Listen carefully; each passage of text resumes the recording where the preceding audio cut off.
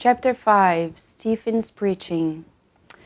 As we finish chapter 4, we're discussing about the romantic relationship of Abigail and Saul. Most special one, something that we regard as role model for us.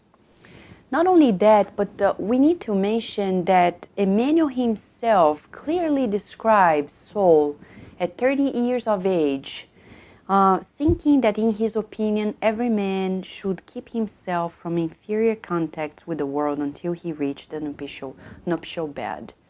So we are talking about his virginal features, something that is also not very common, not at the time only, but also to modern times. But here we have Saul in this new chapter. Saul and his friend Zadok decided to repress these movements of the men of the way. They decide to visit the humble church of Jerusalem, where Simon Peter, John, James, and Philip were leading the efforts of Jesus' teachings. And he describes Emmanuel that the church of the time was actually humble and built at the cost of much sacrifice. Something that is also teaching for us Spiritists nowadays. It's very common that we should, make lots of efforts and work hard to build our centers. It was no different to the first followers of Jesus. Not only that, but once Saul and Zadok entered with some friends at the church, some people were apprehensive, but, John and Peter were not.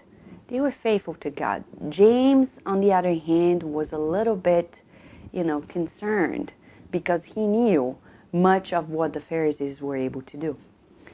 And we find at the time something that is very particular, a reflection to the time. Let's brainstorm this. Who is actually entitled to the truth?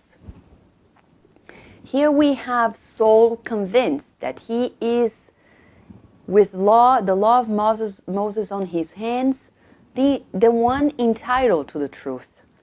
And every other person is not entitled to the truth.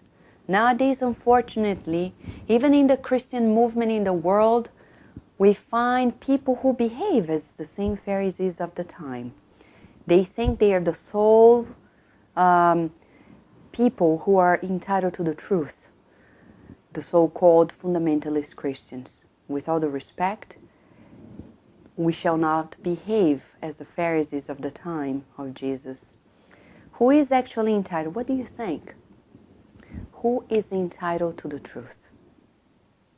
Spiritism will reflect on this as Allan Kardec asked the very question to the spirits in the Spirits book. And the superior spirits say that in our conscience lie the foundation of the laws of God. So the answer is, everyone is entitled to the truth. Something that Saul had to learn the hard way. The hard way because once he was there visiting the church, suddenly he observed that there were many people he was in his arrogance, despising the people who were the lepers, who were sick, who were poor, and were being taken care by the men of the way. And then he was amazed because suddenly somebody said, "Here's Stephen. Stephen is coming." And Stephen was entering, and as he entered, he started preaching. Preaching the most beautiful words. Preaching and adapted to the culture of the time, which is also a lesson for us as we disseminate Spiritism. He was adapted to the local culture.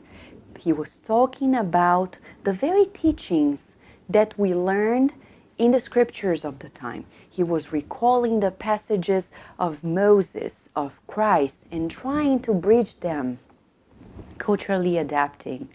Not only that, but he was calling everyone to the reality that the Messiah had come to fulfill the law that Moses had settled. As simple as it was. But Saul could not take it. He could not take because he was hurt in his pride. So hurt that he actually stood up and defied. He challenged Stephen himself. He said, "Oh, you pious Galileans, where is the sense in this strange and absurd doctrine? Who was this Christ? Was he not a simple carpenter?" How many people still nowadays, claiming that they are Christ followers, they still expect that the people who follow Christ will never be disturbed by any challenges? How many people are confused, still immersed in illusions, that actually Christ came to give us tools so we could overcome our challenges, face our problems with dignity. Well, so was challenging, and then a most important lesson for us, a lesson for us as human beings, but also a lesson for us as Spiritists and Spiritist practitioners. When he saw that Saul wanted to argue, he said, "May Christ be with us," and he started living. And Saul challenged him, "How come you want to stop this argument?" And he said, "Christ has taught us not to argue." And in that conversation, in deep admiration, we find our man and friend, John. And this is a very important observation by Emmanuel. He says on page 111 that John set his tender eyes on Stephen, identifying once more in his ardent speech the evangelical message interpreted by a beloved disciple of the unforgettable Master, who was never absent from those who gathered together in his name. Again, here we call ourselves to this very important reflection. How many times, even in the Spiritist movement, we find those who think they are more entitled to the truth of Spiritism just because they have been longer studying Spiritism? Are we truly the ones entitled? Why are we not to follow? Why can't we follow John's example?